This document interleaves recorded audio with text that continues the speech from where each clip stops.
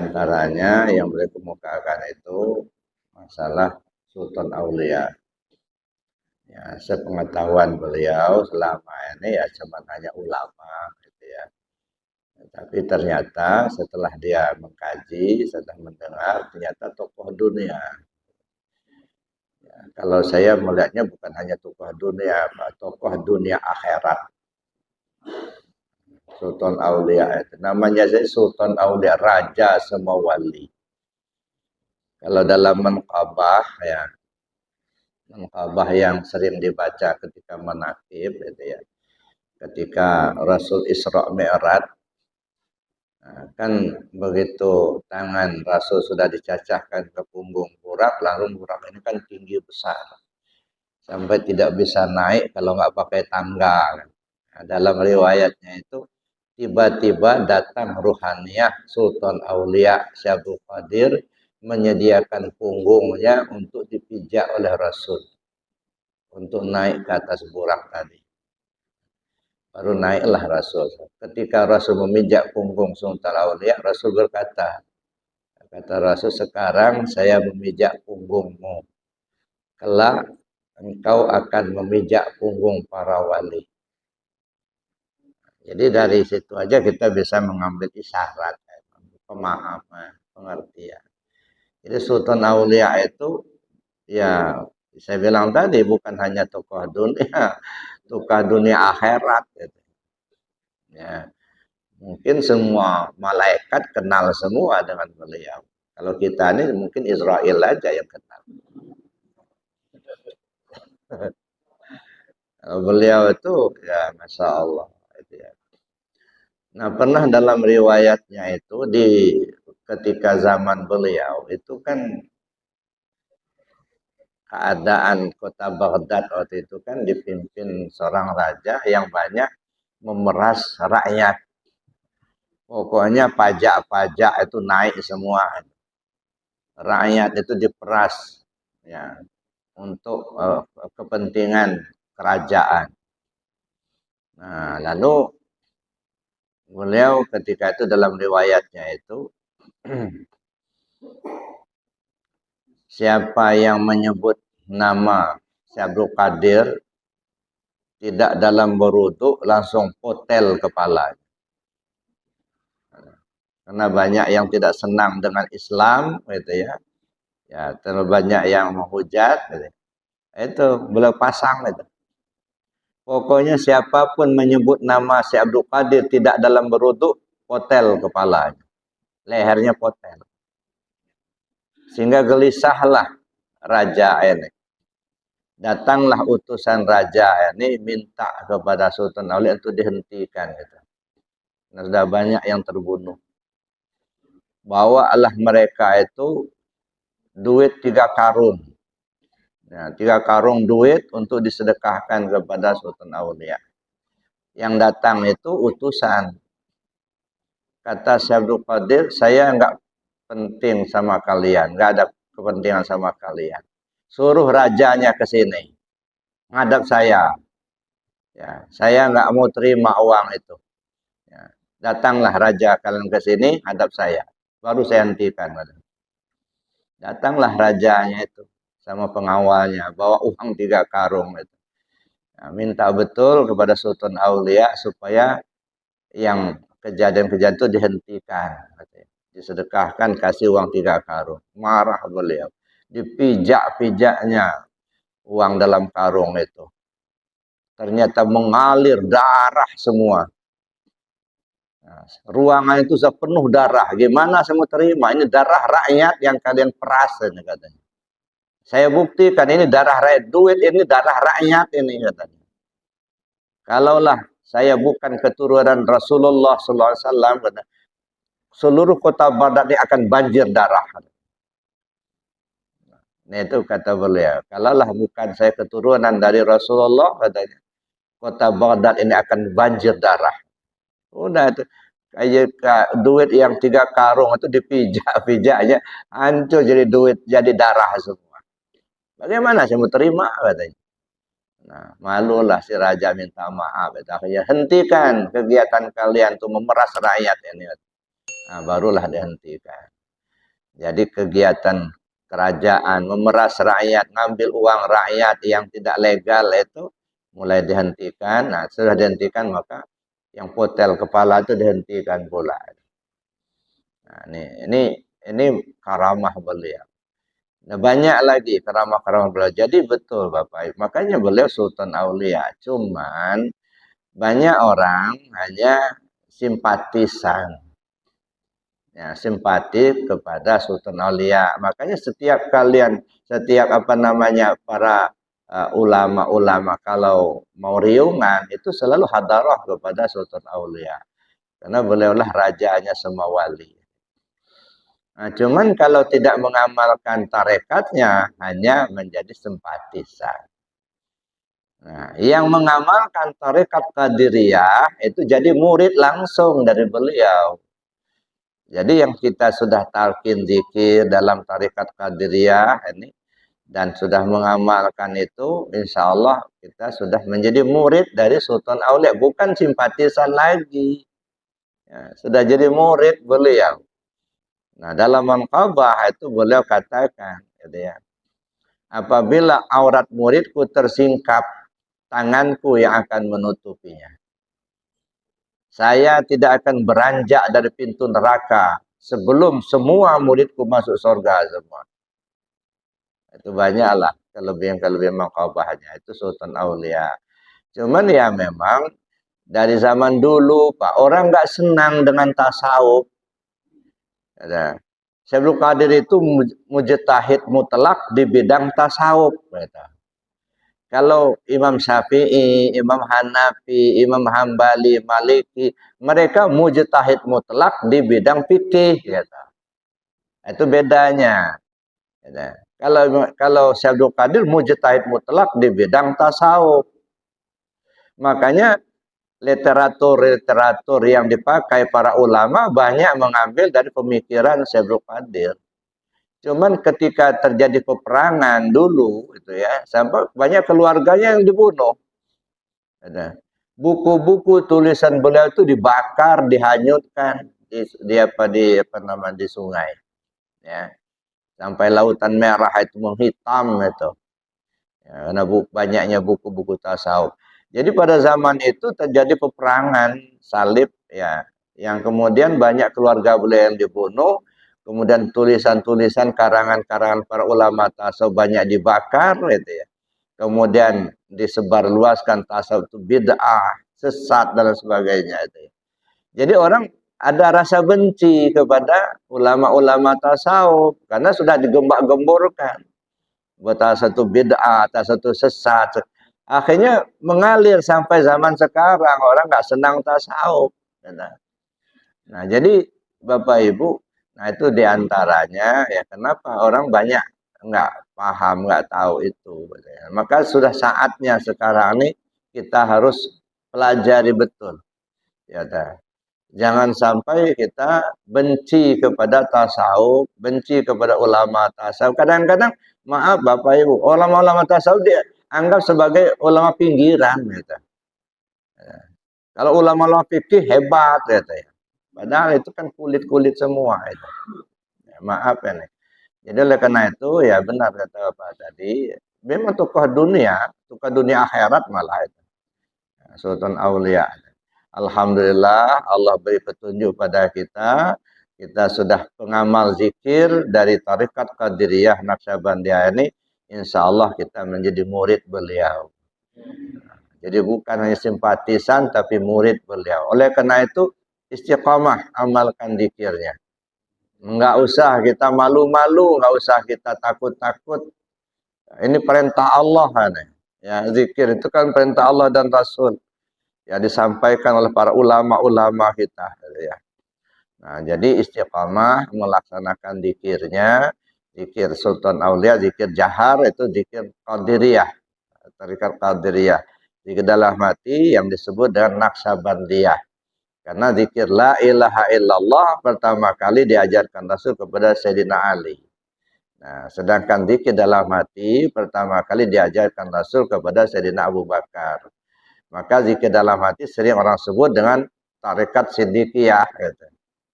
atau disebut tarekat Naqsabandiyah. Nah, jadi zikir jahar ya, dengan la ilaha illallah itu diajarkan kepada Sayyidina Ali dan dikembang luaskan oleh Sultan Aulia Syabdul Qadir Jalani qaddasallahu sirrahu. Tapi bukan berarti beliau hanya zikir jahar saja. Ya, karena di situ sudah terliputi di sana ada zikir jahar, zikir khafinya sudah di situ gitu ya. Maka saya sering sampaikan jangan abaikan zikir. Nah, kenapa? Kalau orang akan meninggal, hafal Al-Quran 30 juz, kalau lidah sudah keluh, sudah nggak bisa dibaca. Sudah nggak bisa diomongin. Nah, ya. Satu-satunya yang bisa kita gunakan hati. Makanya kita disuruh untuk membiasakan lidah dengan zikir la ilaha illallah dan hati dengan zikir ismuzat. Nah, kalau lidahnya sudah keluh, nggak bisa ngomong lagi, sepasi-pasi kita ngomong waktu masih sehat. Begitu sudah mau mati, keluh lidah, nggak bisa ngomong. Apa yang mau diucapkan? Ya. Apalagi kalau jauh-jauh hari memang sudah kena stroke. Gitu. Nggak bisa ngomong, ibarat berkata orang. Penanya sudah patah, kertas pun sudah robek, tinta pun sudah kering. Udah nggak bisa nulis lagi. Apa yang dibanggakan? Hanya bisanya hati dengan zikir. Ya. Nah, kalau hati ini nggak pernah dilatih, gimana cara hati itu zikir? Masya Allah. Dengan apa kita akan berlabuh? Dengan apa kita akan menyeberang? Makanya saya bilang, ada jamaah yang cerita, si Anu tuh benci betul sama zikir. Ya, saya bilang, biarin aja lah mumpung dia masih hidup. Nanti kalau sedekat ajal mau mati, baru tahu dia pentingnya zikir. Duit tidak bisa bermanfaat, anak istri tidak bisa nolong. Satu-satunya hanya zikir kepada Allah. Cuman di kita ini kadang-kadang yang kita pahami zikir itu cuma ucapan kalimat. La ilaha illallah. Mendengar orang zikir la ilaha benci betul. Kenapa? Karena yang didengarnya suara orang berzikir. Dia nggak pernah dengar suara zikir. Yang didengarnya suara orang berzikir. Dia tidak mendengar suara zikir. Nah, kalau bisa dia mendengar suara zikir, luluh lanta apa hati ini. Nangis. Lau anzalna hadzal Qur'an ala jabal la ra'aitu khashi'an mutasaddian min khasyatillah. Andaikan Al-Quran ini diturunkan ke gunung batu sekalipun, mereka akan hancur luluh kena takut kepada Allah. Itu namanya mendengar suara zikir. Gunung batu mana? Bukan gunung batu yang di hutan-hutan itu, bukan. Ini gunung batu nih. Hati kita keras. Nggak mau nerima kebenaran. Kalau betul-betul masuk zikir itu ke dalamnya, pastikan hancur dulu. Ingat Sayyidina Umar, gimana kerasnya Sayyidina Umar. Rasul mau dibunuhnya. Sampai sudah bawa pedang yang tidak bersarung lagi itu. Kemana kau Umar? Saya mau cari Muhammad, saya mau bunuh dia. Kalau dibiarkan rusak agama nenek moyang kita ini. Nah, kata sahabat itu, Umar, sebelum kau cari Muhammad, urusin keluargamu dulu. Bukankah adikmu sudah jadi pengikut Muhammad? Benar, benar. Datang dia ke rumah adiknya Hafsah. Di pintu dikunci, diterjangnya, buka pintu, dilihatnya. Apa yang kau pegang itu? Apa yang kau baca? Al-Quran. Mana? Sini. La yamassu ilal mutahhar. Tak ditamparnya. Sampai berdarah. Itu. Keluar darah dari mulut adiknya itu. Baca, kata. Dibacanya surat Thaha ayat 118. Begitu belum selesai baca, mulai gemetar sekujur tubuhnya, nangis bercucuran air matanya, lalu dipeluknya adiknya. Ya, di mana Muhammad, katanya. Untuk apa kau cari Muhammad, Kak? Katanya. Saya mau masuk Islam, saya mau ikut Muhammad. Baru ditunjukkan Rasul ada di Darul Arqam. Ini namanya suara zikir yang masuk, yang didengarnya. Kita ini benci sama zikir. Kenapa? Yang didengar suara orang. Nggak pernah dengar suara zikirnya. Kalau suara zikir yang terdengar luluh lanta apa? Itu hati yang keras itu. Ada. Dan itu perintah Allah. Maka saya bilang zikir itu bukan kewajiban. Ya. Salat itu bukan kewajiban, tetapi kebutuhan. Semua orang butuh, Pak. Butuh zikir, butuh ibadah. Cuman ada orang seolah-olah nggak butuh. Nah, coba kita renungkan. Orang lapar merasa tak lapar. Ada apa? Terlalu lapar. Nggak ada selera makan lagi. Nah, orang butuh zikir, tapi merasa tidak butuh. Kenapa? Khawatir terlalu tebal dosanya, Pak. Tutupan hatinya terlalu tebal, gitu. Sehingga tidak terdengar suara zikirnya. Ya, alhamdulillah setelah artinya kita mengkaji lebih jauh, ternyata benar-benar zikir itu penting, Pak. Ya, jadi zikir ini ada tahapan. Jangan dipahami zikir itu cuma hanya baca, ada suara. Itu. Ingat hati ke Allah. Ya. Makanya zikir itu ada tahapan. Ada zikir syariat, ada zikir tarekat, ada zikir hakikat, ada zikir ma'rifat. Kalau zikir syariat, ucapan dan perbuatan. Salat, zikir, baca Quran, zikir, itu syariat. Yang harus diucapkan dan diperbuat. Tapi masuk ke hati, namanya zikir tarekat. Ingat hati kepada Allah. Sebut nama, ingat yang punya nama. Nah kita ini kadang-kadang yang diingat baru sebatas nama. Ingat nama. Nah, yang punya nama enggak diingat. Ya, nah kita baru ingat nama, maka sering lupa. Gitu. Karena baru nama yang diingat. Nama itu sebutan, Pak. Ya, Allah itu ya bukan namanya yang kita sembah. Gitu. Makanya nama Allah itu banyak. Ar-Rahman, Ar-Rahim, Al-Quddus. Itu kan nama-nama Allah. Jadi yang kita sembah itu yang bernama Allah itu loh. Nah bagaimana kita akan mengingat yang kita tidak kenal begitu. Yang kita kenal baru nama. Siapa Tuhanmu? Allah, nama. Apa Tuhanmu itu tulisan Allah alif lam lam ha itu yang jadi Tuhanmu? Bukan. Nah, itu baru nama, maka perlu kita mengkaji supaya tahu kita siapa yang bernama Allah itu. Gitu. Nah, tapi kadang-kadang kita ngajinya itu nggak masuk ke situ, Pak. Yang senangnya ketawa terbahak-bahak, gitu ya. Itu yang senangnya begitu, cerita-cerita, guyon-guyon. Sayang di waktu, Pak. Ya, kita ini sudah lanjut usia, enggak itu lagi yang kita cari. Kita cari kemana arah pulang, gitu. Nah, siapa Tuhan Allah yang kita sembah ini? Nah, jangan hanya kita nyembah nama, syirik malah itu. Jadi Bapak Ibu yang saya hormati, itu zikir dengan hati. Ingat hati ke Allah. Nah, ingat yang paling tinggi apa? Di kesadaran. Nah, kalau sudah masuk di kesadaran, sudah ada lupa lagi. Gitu. Sadar kita bahwa ya kita ini nggak ada, yang ada Allah. Nah, lalu naik ke zikir hakikat, dirasa. Nah, dirasakan siapa? Nah, rasa ini masuk ke rasa, ada rasa jasmani, ada rasa ruhani, ada rasa robbani. Rasa jasmani dipencet sakit, itu jasmani. Rasa ruhani, rindu, sayang, benci, itu rasa ruhani. Bukan itu, rasa robbani. Hilang rasa kehambaan, isbat rasa ketuhanan. Nah, itu sampai ke tingkat kesadaran tadi. Naik ke zikir ma'rifat, dipandang. Ya, setiap kita memandang sesuatu, ingat Allah. Terlihat adanya Allah.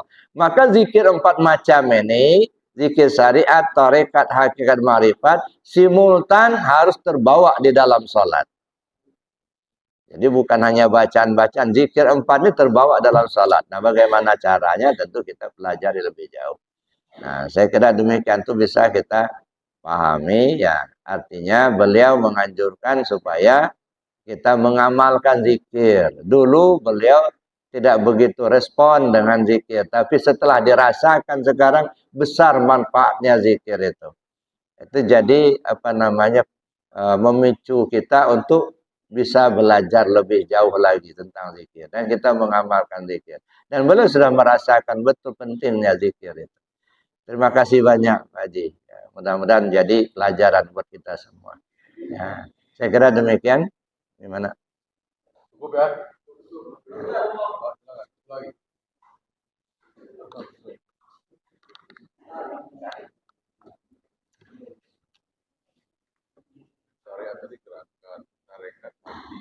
Terus hakikat rasa. Biasa.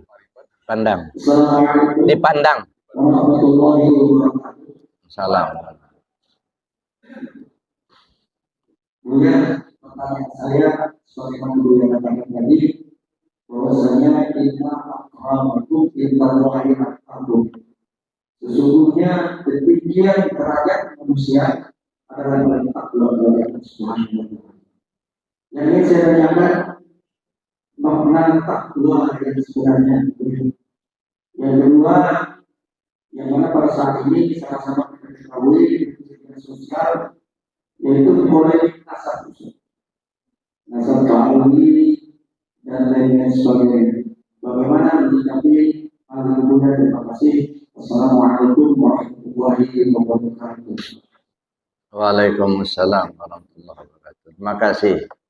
Pertama, mengenai takwa. Makna takwa itu apa? Banyak pengertian takwa itu yang dikemukakan oleh macam-macam orang ya. Ada mungkinnya takut, ya ada yang memahami takwa dari sudut takob, ya waw, alif, gitu. Tawakal, qanaah, waro, ikhlas, gitu. Ya boleh-boleh saja. Tapi kalau menurut saya secara singkat, takwa itu senang berbuat baik. Itu aja. Senang berbuat baik. Ya. Berbuat baik untuk dirinya, berbuat baik untuk orang lain. Ya. Senang berbuat baik orang takwa. Dia berbuat baik untuk dirinya, selalu taat ke Allah, menghargai orang lain, suka menolong orang. Jadi takwa itu hahuna di hati kita ini. Gimana kita merasakan kehadiran Allah dalam hidup kita. Itu satu. Yang kedua, memandang orang lain itu ya bukan orang lain, tetapi bagian dari diri kita. Sehingga timbullah rasa kasih sayang, rasa santun pada orang lain. Tidak caci maki. Gitu. Nah, itu yang di kajian ya kata Nabi itu orang mukmin itu kan bagaikan tubuh yang satu, kal jasadil wahid gitu ya. Ya. Mata yang sakit sampai mulut pun tak mau makan, gigi yang sakit telinga pun nggak mau dengar gitu. Artinya bagaimana kita merasakan penderitaan orang lain itu adalah penderitaan kita juga gitu ya. Jadi kita mencaci orang lain sama dengan mencaci diri kita sendiri. Jadi menghargai orang lain. Satu ya. Jadi ya apa itu takwa ya? Menurut saya takwa itu suka berbuat baik. Terserah berbuat baik dirinya, kepada keluarganya, berbuat baik kepada orang lain. Terutama tentu berbuat baik kepada Allah dan Rasul. Apa diperintahkan, dikerjakan, yang dilarangnya, ditinggalkan. Itu berbuat baik. Itu. Jadi secara singkat, apa itu takwa? Suka berbuat baik. Nah yang kedua, bagaimana menyikapi ya polemik tentang nasab. Bapak Ibu, kadang-kadang nasab kita sendiri aja kita nggak jelas. Ya, bicarakan nasab orang. Nah, kita bukan keturunan Nabi menghambat-hambat orang yang bernasabkan kepada Nabi. Nah, kira-kira manfaatnya untuk kita apa? Gitu. Malah saya melihat itu justru menumpuk-numpuk dosa malah itu. Orang mau nasab keturunan Nabi atau enggak, itu enggak bukan urusan kita sebenarnya. Adapun orang berbuat salah, mungkin ada Habib yang berbuat yang tidak baik, ya orangnya yang disalahkan, jangan nasabnya. Yang salah itu kan perbuatan orang personalnya, ini dia yang dihukum gitu. Jadi kalau menurut saya ya sudahlah, nggak usah kita ikut-ikutan lah yang seperti itu deh. Kita hargai saja, ya semua orang ini hamba Allah semua, Pak. Ya, nah, insya Allah di akhirat nanti nggak akan ditanya mungkar nakir. Kamu tahu nggak nasab turun Nabi? Nggak ada urusan. Dia mengaku Habib, urusan dia kepada Allah. Gitu. Yang jelas kita lihat di orang baik, itu udah itu aja. Jangankan ke orang, Pak. Kucing pun kita berbuat baik sama dia. Ya. Jangan kita gara-gara nasab itu akhirnya kita bermusuh-musuhan antara satu dengan yang lain. Ya, yang tidak mendatangkan manfaat. Nah, menurut saya ya udah kita hargai saja orang lain ya. Apakah dia keturunan Nabi asli atau tidak atau, ya. Jadi kita nggak pula ada manfaatnya buat kita. Ya.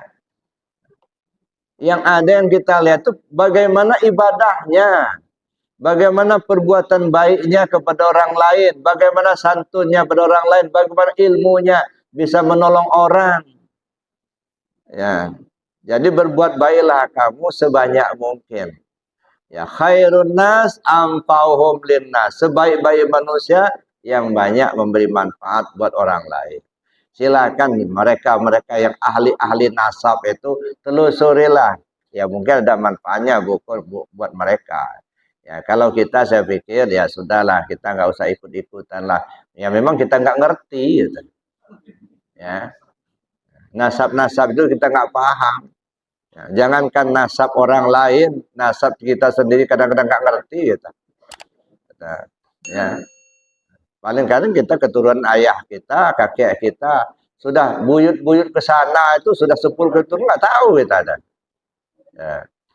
Mau nelusuri keturunan orang lain kita. Ya. Jadi kalau menurut saya ya udah yang mau begitu silakan saja. Tapi kalau saya lebih baik diam. Nah, nggak perlu ikut-ikut dan kita tidak ada manfaatnya buat kita. Dia mau Habib benaran, mau Habib palsu, urusan dia. Ya, yang penting dia jangan merusak, itu aja. Udah ngaku paling baik tapi merusak orang, mencaci orang, itu nggak bagus. Jadi masalah. Ngaku dia yang paling benar, ngaku dia paling baik, tapi ngebenci orang semua. Ya, orang dibencinya, perbuatannya merusak orang lain, gitu ya. Nggak ada manfaatnya buat kita. Ya udah, saya pikir gitu. Jadi kita rukun saja, ya kita hargailah. Kalau ada Habib datang ke rumah kita, ya kita hargai sebagai hamba Allah. Urusan benar dia Habib, keturunan Rasul apa tidak, itu urusan pribadi dia. Ya. Nah, cuman kalau sudah melanggar syariat, siapapun tidak boleh, Pak. Walaupun Habib ngakunya. Tapi kalau sudah melanggar syariat, tidak boleh kita ikuti. Ya.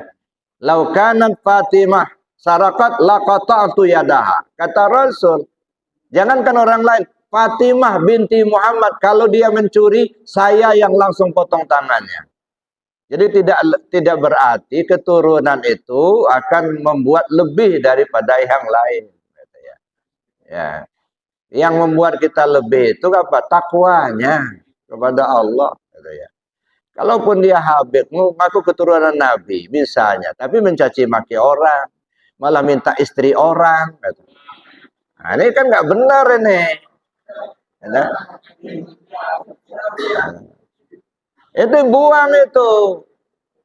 Kamu kalau nggak mau sedekah nanti nggak dapat syafaat dari Rasul. Emang lo yang menentukan. Nah ini yang nggak benar yang begini nih. Kita pegang teguh syariat, Pak. Ya. Ya bodoh juga lah kiai, masa ngasihkan istrinya sama orang gitu. Udah, nggak ada tanggung jawab begitu. Udah. Mau Habib mau nggak, kalau sudah begitu nggak usah diikuti gitu.